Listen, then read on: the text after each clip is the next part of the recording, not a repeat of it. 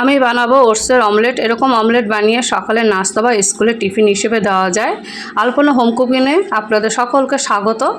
নমস্কার, আমি আলপনা। এখানে আমি কিছুটা ওটস নিয়ে নিয়েছি। এটাকে একদম মিহি করে মিক্সারে গুঁড়ো করে নিয়েছি গুঁড়ো করে। আর এই যে দেখুন কতটা মিহি করে গুঁড়ো করেছি। এরকম করে মিহি করে গুঁড়ো করে নিয়ে নিতে হবে। আর এর জন্য লাগবে আমার ডিম, প্রধান উপকরণ। তার জন্য আমি এখানে নিয়ে নিয়েছি 2টো ডিম। আপনারা ডিমের পরিমাণটা বাড়িয়ে দিতে পারেন, যদি টিফিনের পরিমাণটা বাড়িয়ে দেন তার উপর নির্ভর করবে। এবার আমি ডিমের মধ্যে দিয়ে দিয়েছি পরিমাণ মতো লবণ, আর ঝালের জন্য দিয়েছি লাল লঙ্কার গুঁড়ো, আর টেস্টের জন্য দিয়েছি পেঁয়াজ কুচি।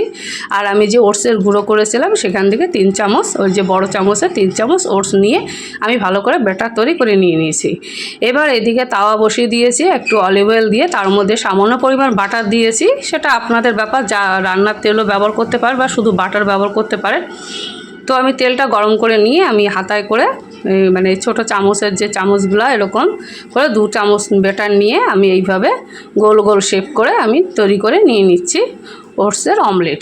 এইভাবে তৈরি করে নিয়ে নেওয়ার পর 5 থেকে 10 মিনিটের জন্য আমি একটা ঢাকনা দিয়ে ঢেকে দিয়েছিলাম। এতে করে ভাজাটা খুব সুন্দর হয় এবং সামান্য ফুলেও ওঠে। এবার আমি এক পাশে উল্টে অন্য পাশেও আমি লাল লাল করে দুপাশেই ভেজে নিয়ে নিলাম। এইভাবে ওটস তৈরি করে কিন্তু সকালের নাস্তা বা স্কুলের টিফিন বাচ্চাদের দেওয়া যায়। এটা খুবই গুণগত দিক থেকে খুবই ভালো। আরেকটা করে আপনাদের দেখিয়ে দিচ্ছি। এইভাবে করে নিয়ে আপনারা একবার ঘরে বানিয়ে খেয়ে দেখুন। খেতে কিন্তু খুবই টেস্টি হয় এবং মশলাপাতিও খুব কম দিয়েছি এই গরমে।